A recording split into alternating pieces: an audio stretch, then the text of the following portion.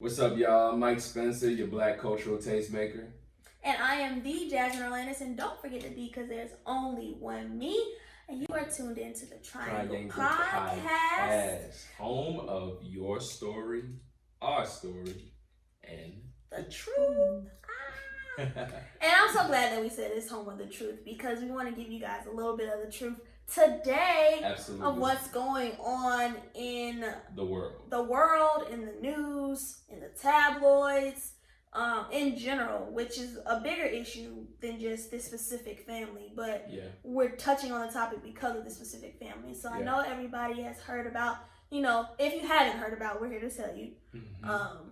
Dwayne Wade and the situation they're going through with their son, Zion, who now wants to go by Zaya, excuse me if I don't pronounce it right. And she is 12 years old, excuse me. And there's been a big uproar and controversy about the whole topic and how Dwayne Wade is handling his son and how he chooses to parent him and Gabrielle Union. And some people disagree with what they're deciding to do. Some people agree with what they're deciding to do. Some people disagree that Zaya has these feelings and wants to be a girl. And some people like the fact that she's being open about it.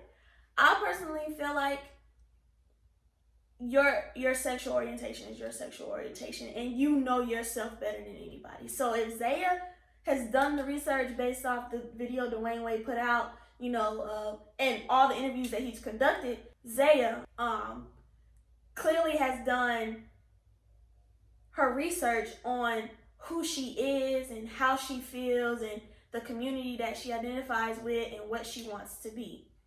And I say that because me and my dad had a really, really, really big debate. But I think it was because I was coming from a child standpoint, thinking if I was Zaya, and he was coming from a parent standpoint as if he was Dwayne Wade. So we were kind of bumping heads on that. And not only that, but we come from two different generations. So how he feels on the topic, I may be a little bit more lenient on it because I am a millennial and I've been open to this stuff for a while now. So. It's funny you bring up him being able to figure out or determine his sexuality at such a young age, because when you and I had the conversation and we decided we would go into this topic, my friend, I brought it up to my friend, and she was just like, how she said, do you think that he could determine his sexuality at such a young age? And my rebuttal was just like, I was just like, no, I don't think so. I don't think so because I feel like it's like there's so many other things that are important in them. It's a twofold situation because I feel like there's so many things that are important in the world that at that age, like that you can't necessarily compare your sexuality to, like, to make that decision, right? But at the same time, when you're young, what is important to you? You don't have that many things to determine that. You're not thinking about a mortgage, Right. You're not thinking about buying a car. And you're going, in his defense, he's going based off of his feelings. That's just right. Like, and like I was telling my dad when we were having our whole debate, is that if he was straight, if he was a straight boy, and he came to his dad and was like, Dad, I'm starting to like girls. It would not be such a big thing. And I think that's how Dwayne Wade is looking at it. I feel like he had the wisdom to say, if my son came and said, I want to start dating girls, Dad, how would he respond? Because as a straight man and traditionally as a father, I'm sure that's what we want for our children, because that's what we feel like. Well, not we, I don't have any children, but I would imagine like that's what we want to see kids do. I do have a godson. So I know if my godson said, hey, I want to be transgender, like, it would throw me off. Because in my mind, since he was a baby, I'm thinking, I want this boy to be a straight man and do all of these things and maybe play sports if he wants to, or, like, I have this vision that I imposed on him before he even got to make a decision. And that's where the problem comes from.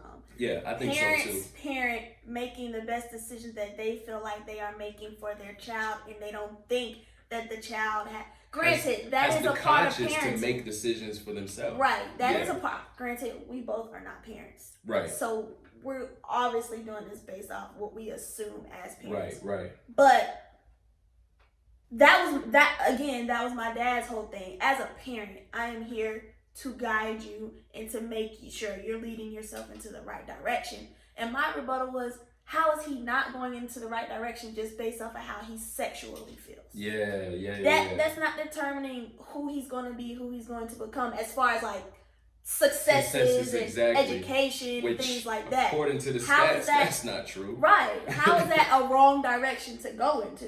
Based off of how he's feeling sexually and how he identifies. Yeah, it doesn't have anything to do with how he identifies sexually. And that's what I kind of had to tell myself, because I'm a straight male again. So I'm looking at this based off of how I feel as a straight man. And clearly that's how the conversation about sexuality has come up. You know, pansexual, transsexual, bisexual, all of those things come up, and you really begin to realize, when you think outside of yourself, like, what if the world was opposite? What if the world was normal, and then people said, hey, I want to be straight? And I'm glad you used that word, normal. Yeah, like, who's to say what's normal? What's normal? What's normal to me in my day-to-day life is not normal to Mike. That's right. I may take showers in the morning and Mike take showers at night. Yeah. That's not normal to me. You know what I'm saying? Yeah. Or like another thing, like people overseas, culturally, their norms are different. What they do over there is not normal to us. So there's so many different levels of what's normal. Yes. There's so many different levels to what's normal and what's not normal, because it differs within the person. The culture, where you're located, whatever, where you grew up.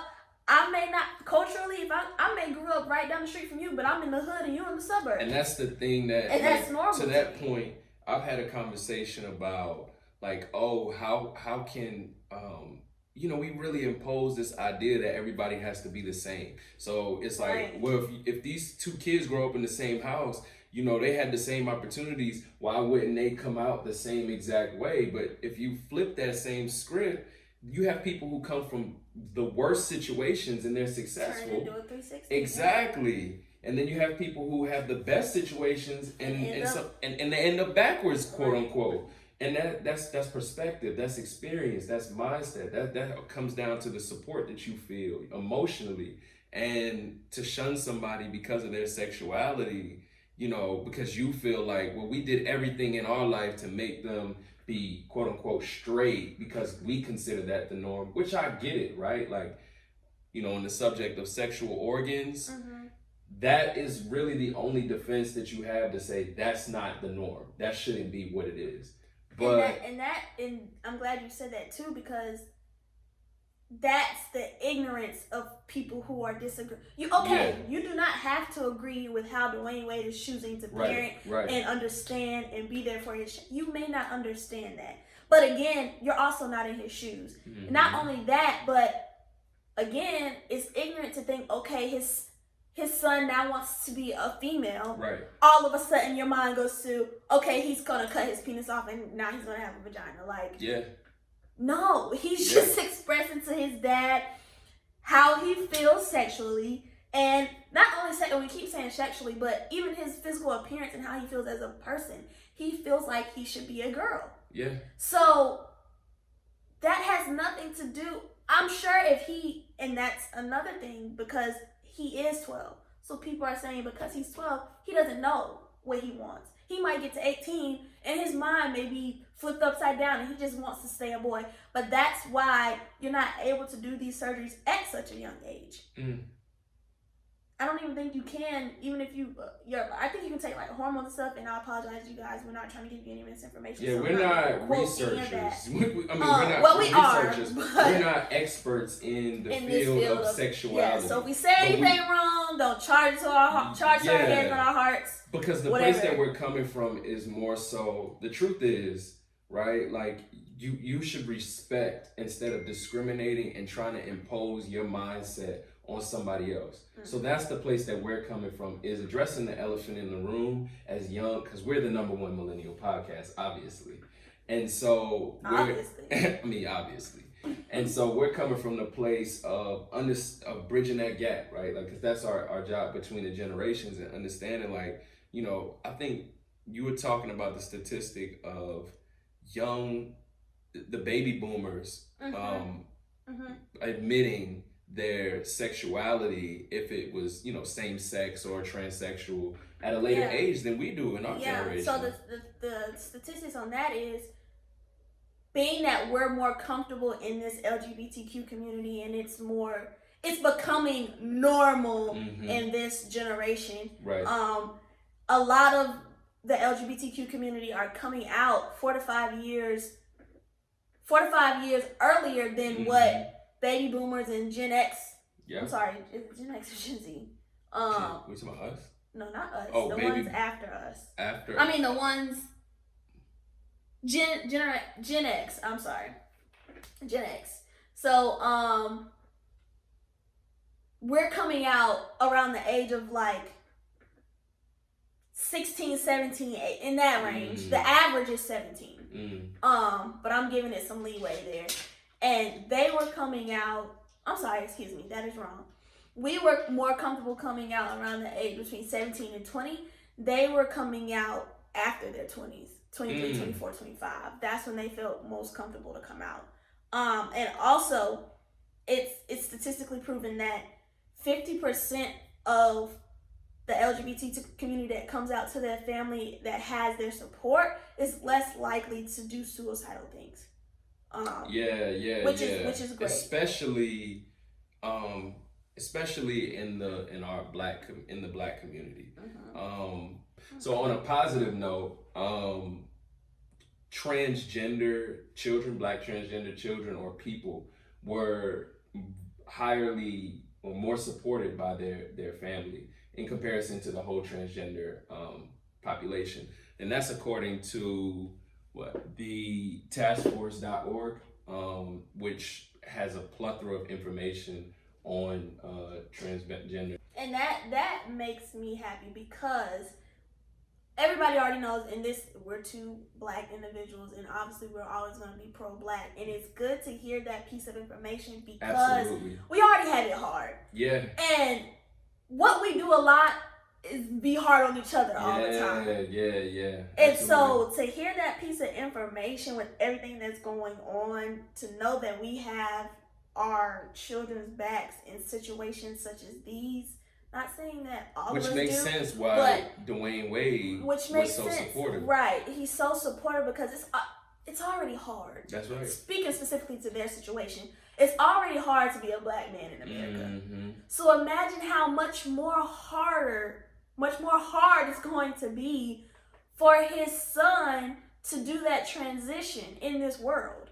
And that's probably another, granted, we haven't sat down and talked to Dwayne Wade. We don't know his true feelings on the situation. We don't know the conversations that they've had individually or within their family. But based off of how he talks in his interviews and how he handles the situation and tells people that he supports his son, regardless, makes me come up with this opinion of mine. Yeah. Because I mean, the thing is to your opinion is true. And if we look at unemployment in terms of black transgender, it's 26%.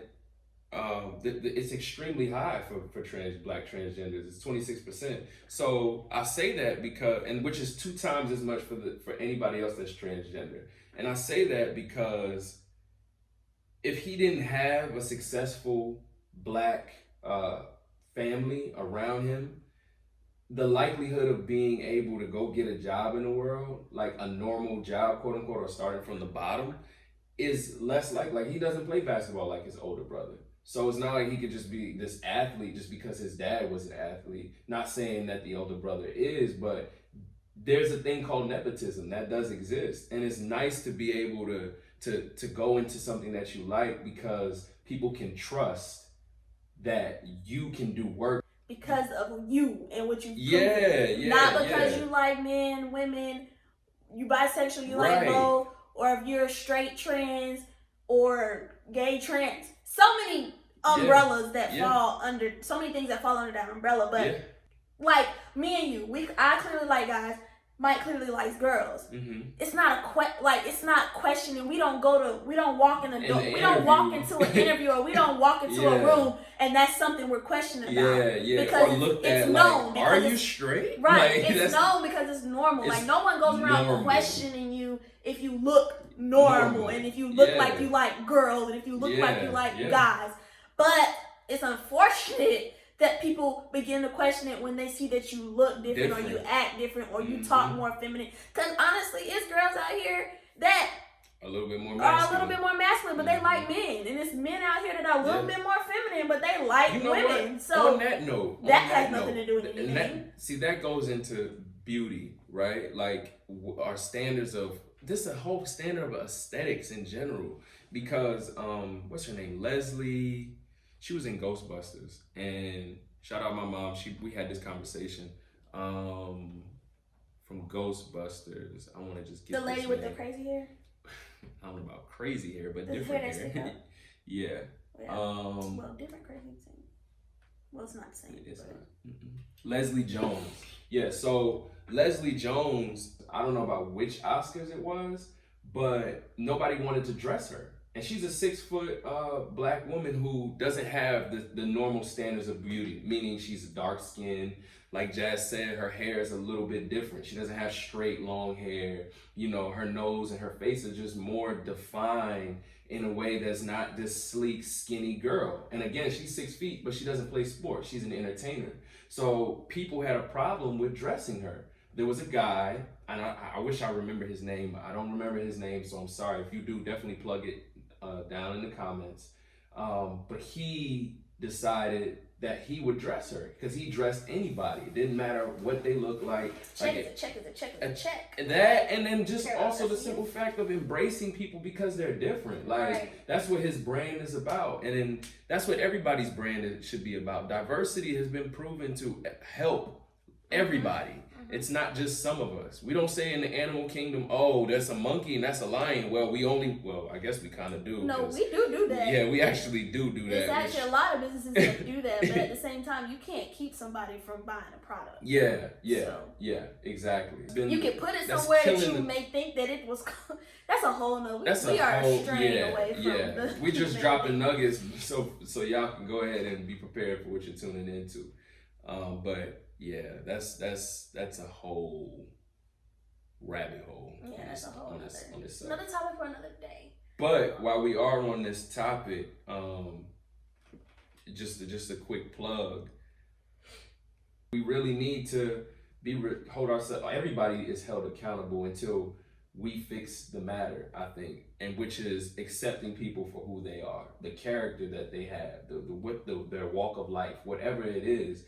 And until they're doing something that is harming the group, literally harming, and that's a challenge. It takes time to determine what that is. Other things to be worried about, to put your focus on, to be concerned about, that actually affects your life that we're not even focused on all the major issues and as soon as the sexuality comes up, that's the first thing that we care about. What about the homeless people? What about, like, there's so much. What about the government? What about what's going on with our country and things like that? Things that actually affect you on a day to day. Which me personally, do you even know who's in your elections? Like, do you even know who's making these policies for your day to day? Do you even know what businesses are coming into your community? But we're worried about how somebody else is raising their own son. Their child. What people aren't thinking about is how accepting Dwayne Wade is being of this because of how the world looks at this is not normal. But at the end of the day, because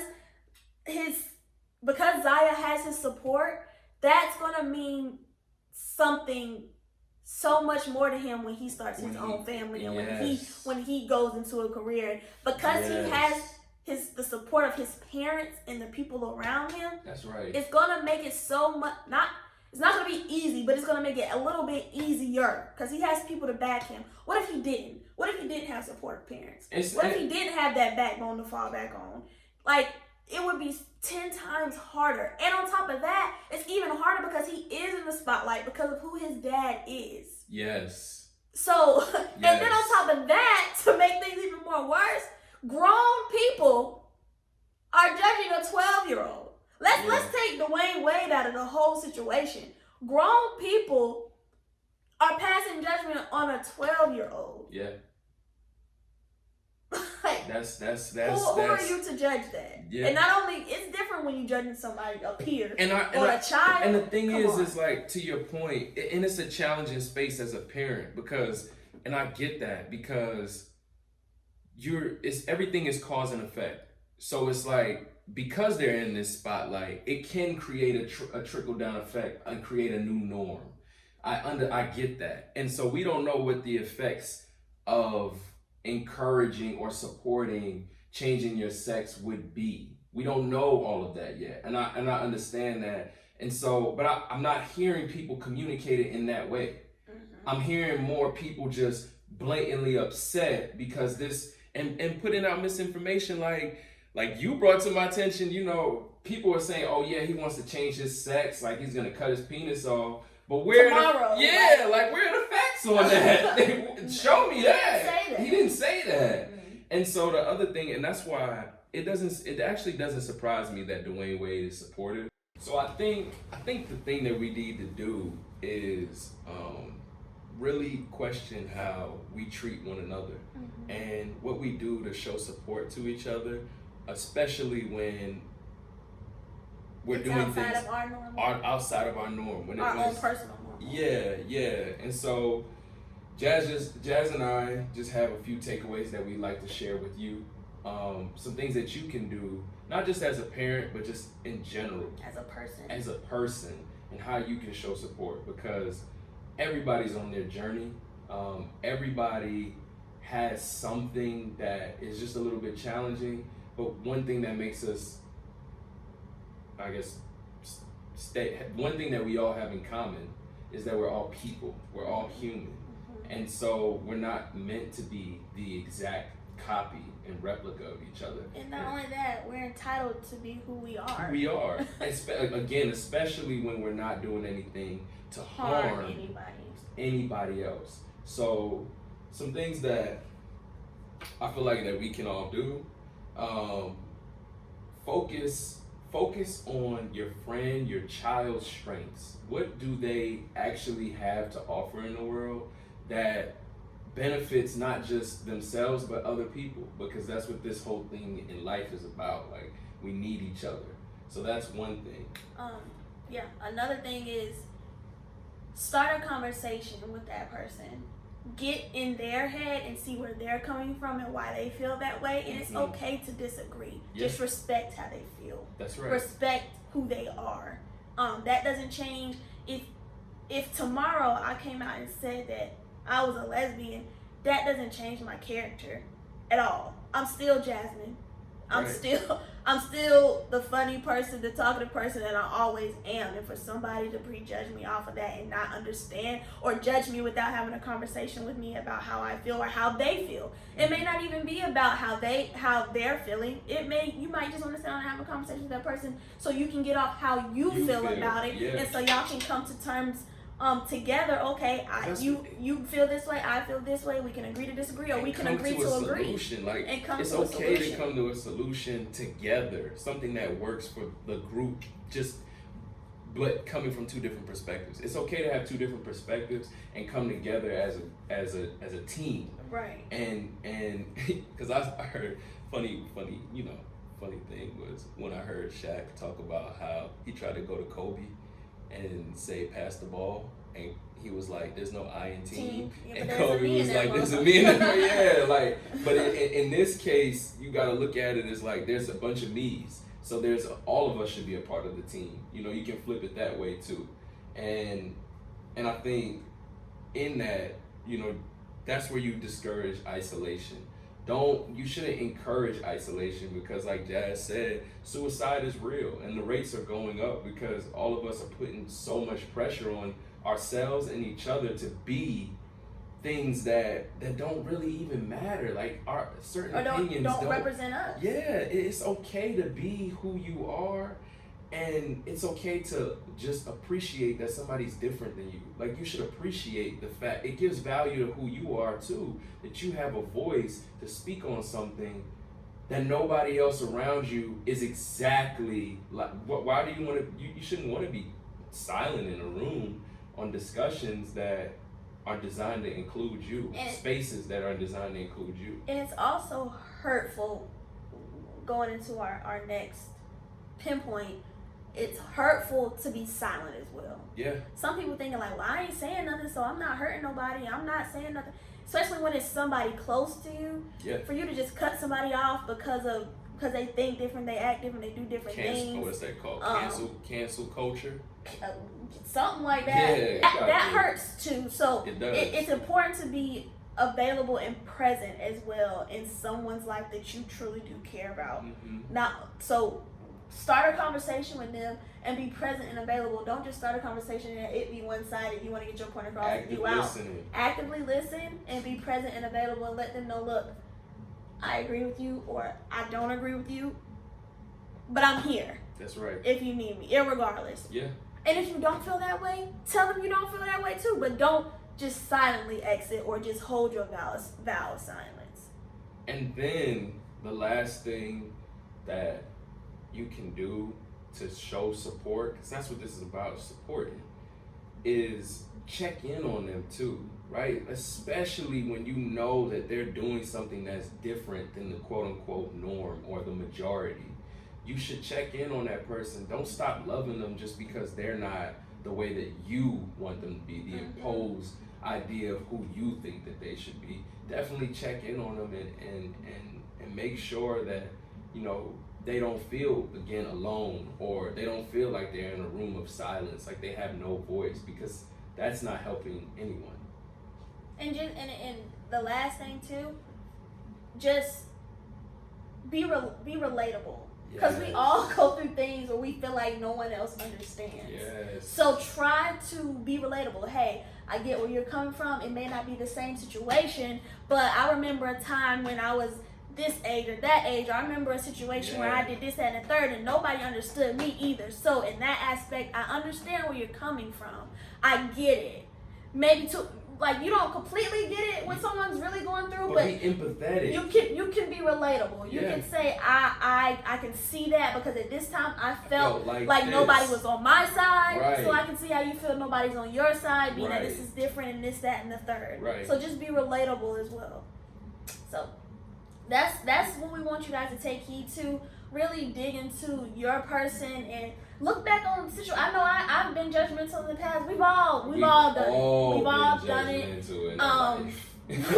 done it, and we've all been judged. Not only have we been judgmental, but we've all been judged. And so everyone knows how both sides feel. I don't know of a time where I felt judged and I was just like, and not twisting the word to be like, well, I was judged and it was positive. That's not judge. That's constructive criticism. That's not the same thing. So I don't know of a time where you felt judged or like an outcast and you were just, unless you were Andre 3000 or Big Boy, where you felt like, yo, I love that everybody is shunning me from the rest of the world, right? So just to your point, like, it's just be mindful, just care, just really care about and put yourself in that person's shoes. Yes. That's another thing. And I'm sorry we're running this on, but put yourself in another person's shoes. Think before you speak, for one. Educate yourself, for two. And for three, put your feet in somebody else's shoes. If you were that person, would you want all that backlash and all those people talking about you, or would you want those things said about you, and especially things that aren't factual, that are just opinionated, or I would have? You never know until because you can very well be a Dwayne Wade in this world.